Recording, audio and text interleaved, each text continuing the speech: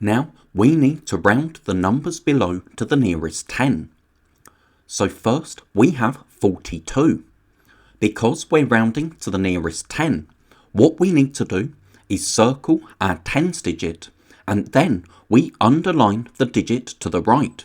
So we underline our ones digit. And the digit that we've underlined decides whether we're going to round up or down. So when it's 5 or more, we round up, but when it's 4 or less, we round down. And because we have a 2, which is 4 or less, we're rounding down. Now when we round down, the digit that we've circled stays the same.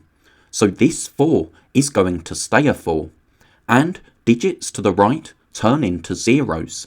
So we get 40. 42 rounded to the nearest 10 is 40. And if we show the number 42 on a number line, we can see that the previous multiple of 10 is 40 and the next multiple of 10 is 50. Remember, multiples of 10 are what we get when we count in tens. So if we counted in tens, we would count 10, 20, 30, 40, 50, and 42 is between 40 and 50. But because, as we can see on this number line, it's closer to 40, that's why we round down to 40. So now let's try 58. Again, we can circle our tens digit because we're rounding to the nearest 10 and underline our ones digit. This time we have an 8. And remember, if we have 5 or more, we round up.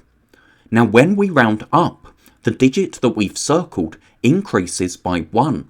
So this 5 is going to become a 6. The ones digit turns into a 0, so we get 60. Again, we can show 58 on a number line. It's between 50 and 60.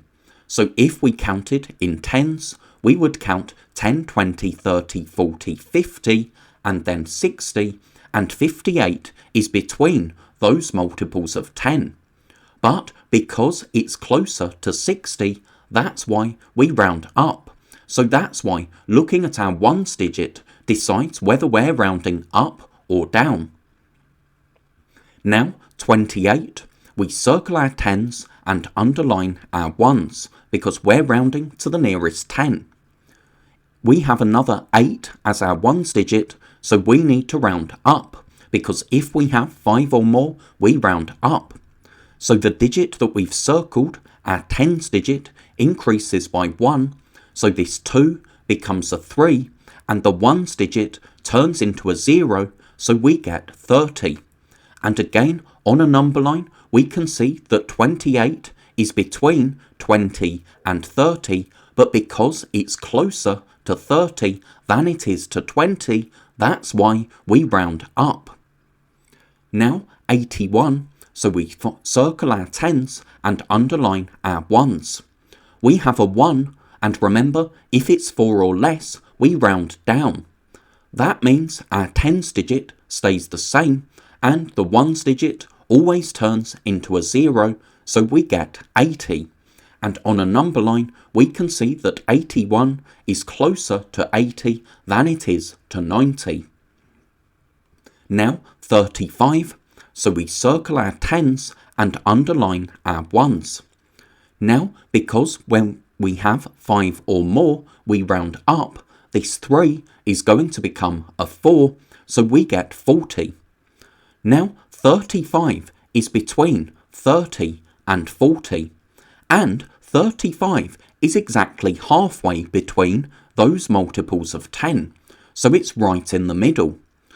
But even though 35 isn't any closer to 40 than it is to 30, if it's right in the middle, we always decide to round up rather than down.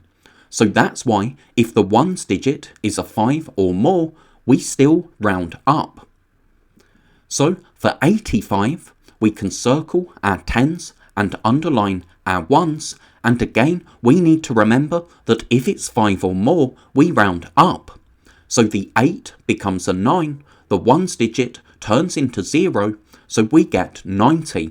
And again, we can see 85 is right in the middle of 80 and 90. But if it's right in the middle, we always round up.